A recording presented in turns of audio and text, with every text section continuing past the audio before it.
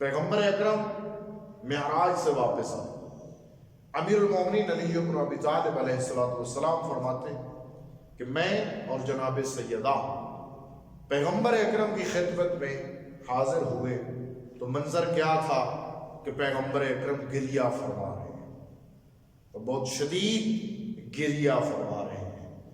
جب پوچھا ان سے کہ یہ حالت آپ کی کیسے ہو گئی، اب کیوں اتنا گریہ کر رہے ہیں، تو پیغمبر اکرم نے فرمایا میں جب معراج پر گیا تو میں نے اپنی امت کی خواتین پر ہونے والے بعض عذابوں کو دیکھا، جو انہیں سزائیں مل رہی تھیں ان کو میں نے دیکھا، اس وجہ سے یہ حالت میرے اوپر طاری ہو گئی ہے. تو پوچھا گیا یا رسول اللہ آپ نے کون سا منظر دیکھا، تو پیغمبر اکرم نے فرمایا کہ میں نے دیکھا کہ کچھ خواتین تھیں جنہیں جہنم میں ان کے بالوں کے ذریعے سے لٹکایا گیا تھا، کچھ ایسی خواتین تھیں کہ جن کو ان کی زبان کے ذریعے سے جہنم میں لٹکایا گیا تھا، کچھ وہ خواتین تھیں جن کو ان کی ٹانگوں کے ذریعے سے جہنم میں لٹکایا گیا تھا. فرمایا کچھ ایسی عورتیں بھی میں نے دیکھی ہیں کہ جو اپنے جسم کا گوشت کھا رہی تھی.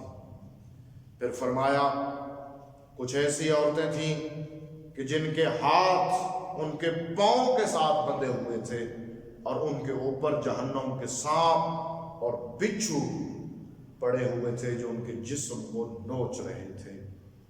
پھر فرمایا کچھ عورتوں کو دیکھا کہ جو اندھی تھیں، جو گنگی تھیں، جو بہری تھیں.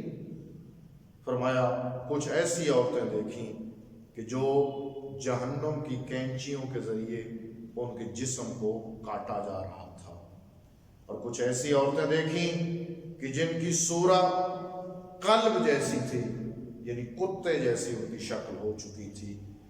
جب یہ مناظر میں نے دیکھے تو میری کیفیت ایسی ہو رہی ہے کہ میرے بدن میں لرزہ ہے اور میرے آنسو رک نہیں رہے.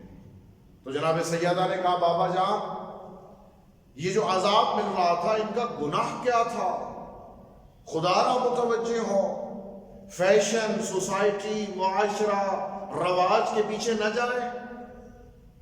آپ نے اللہ کو مانا ہے، آپ نے رسول کو مانا ہے، آپ نے ائمہ ہدا کو مانا ہے.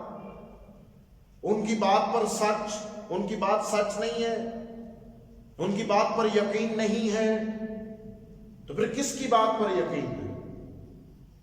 آج ہم خدا، رسول اور امام کے لیے کرنے کے لیے کچھ بھی تیار نہیں ہوتے. کچھ کرنے کے لیے ہمارے لیے معاشرے کی رسومات اہم ہیں، برادری کی رسومات اہم ہیں،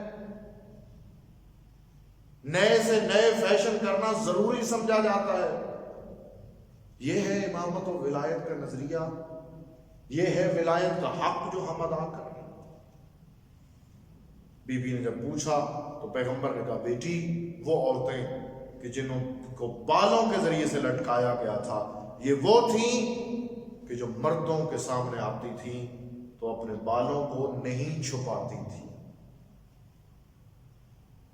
میری بیٹی وہ کہ جن کو زبان کے ذریعے سے لٹکایا گیا تھا یہ وہ عورتیں تھیں کہ جو اپنے شوہر کو اذیت دیا کرتی تھی، اپنی زبان کے ذریعے سے ایسی باتیں کرتی تھیں کہ جن کے ذریعے سے ان کے شوہروں کو اذیت ہوتی تھی.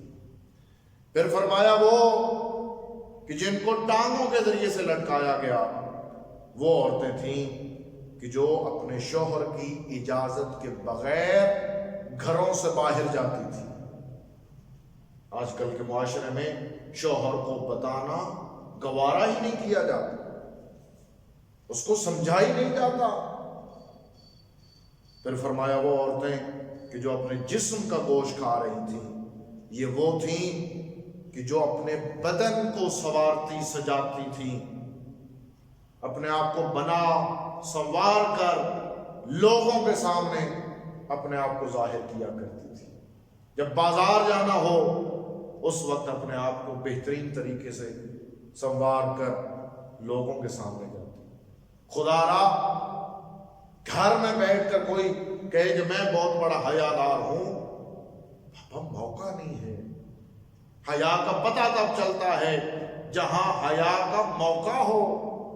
شادی کے موقع پہ بتانا ہے کہ میں کتنا حیادار ہوں۔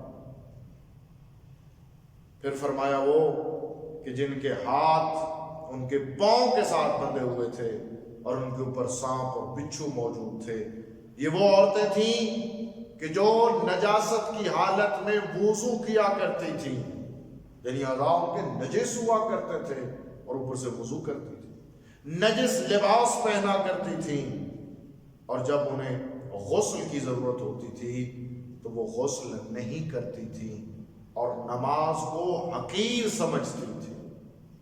اور پھر فرمایا وہ کہ جو اندھی ہوں گی، جو بہری ہوں گی، جو گنگی ہوں گی، وہ ہیں کہ جو شادی شدہ تھیں اور اس کے بعد زنا کرتی تھیں، اور جو بچے پیدا ہوتے تھے انہیں اپنے شوہر کے ساتھ منسوب کر دیتی تھی، اور وہ کہ جن کے جسم کو جہنم کی کینچیوں سے کاٹا جائے گا وہ لوگوں کے سامنے اپنے آپ کو پیش کرتی تھی، یعنی مردوں سے ناجائز تعلقات قائم کرتی تھی۔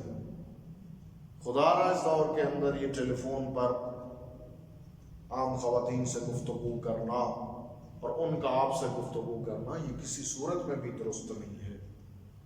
اور پھر فرمایا وہ عورتیں کہ جن کی شکل کتے جیسی ہوگی اور جہنم کی آگ ان کے جسم کے اندر داخل ہو رہی ہوگی، یہ وہ ہوں گی جو گانا گاتی تھی اور جو ناچتی تھی، اور فرمایا جو حسد کرتی تھی۔ خدا را اس طرف متوجہ ہوں، موت حق ہے، حساب و کتاب حق ہے، اور جو اللہ فرمائے، جو اس کا رسول فرمائے اور جو ائمہ ہدا فرمائے وہ بات حق ہے اور سچ ہے۔ ہمیں اپنی خواہشات کو چھوڑنا پڑے گا اور اطاعت محمد و آل محمد میں اپنی زندگی گزارنی پڑے گی۔ خدا ہم سب کو توفیق دے کہ ہم برائیوں سے بچ سکیں اور اپنے آپ کو صحیح معنوں میں تابعدار اہل بیت رسول